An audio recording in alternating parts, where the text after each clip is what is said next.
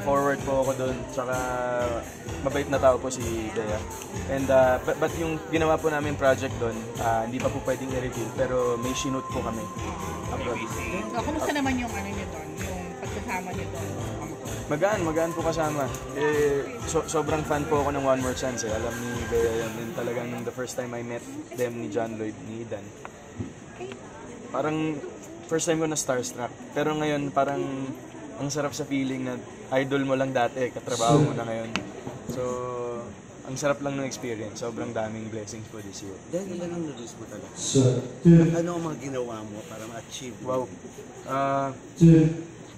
Tinago ko po kasi siya eh. Kumbaga hindi ko po pinakita na nagpe-prepare ako sa meeting. Minsan lang ako mag-selfie sa gym pero mga dumbbell. Pero hindi po talaga ako nagpakita kasi parang Nanggulat ka lang talaga. surprise po talaga eh. Parang for 2020, parang I owe it to myself naman po kasi ang tagal, ilang taon ko na po sinasabing gusto ko mag-abs pero puro house-out lang, puro drawing lang. So ito po talaga parang pinilit kong gawin, pinilit kong magkaroon, hard work, effort, saka dedication. Diet po talaga. Parang mga, kung from the original weight po, siguro mga at least 25 to 30 pounds po na shed ko within 3 to 4 months. Iyan na yung ideal. Ideal weight po ngayon, mga 160. 160 pounds po yung ideal ko ngayon. So, Okay na yan. opo. Magaling mo pagpayat ko na nga. Sobra po. Sana makapapicture kami sa apps.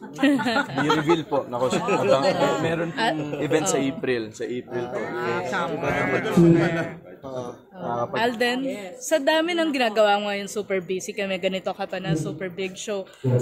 Nasisingit mo pa ba yung Mobile Legends mo? Siyempre. Yun ang aking stress reliever tsaka yung mga games ko talaga. Gushon pa rin ba yung main? Gushon Thread, tsaka Ling, ang dami. So,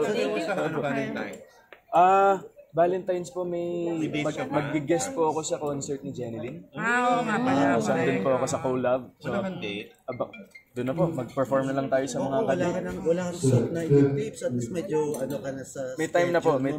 Sabi mo ngayong year na to, Nag-last day, diba? nag-last day na po ako nung kahapon, kagabi. So, pwede So na. this 2020 meron na. Hopefully. Pero ngayong Valentine's wala pa. Valentine's, Wala. pag-show lang po nung mag-guest. Oo nga. Thank you. Salamat po. Thank you. Tita. Thank you, Linda. Salamat. Thank you po. Di pa hawak? Di pa hawak.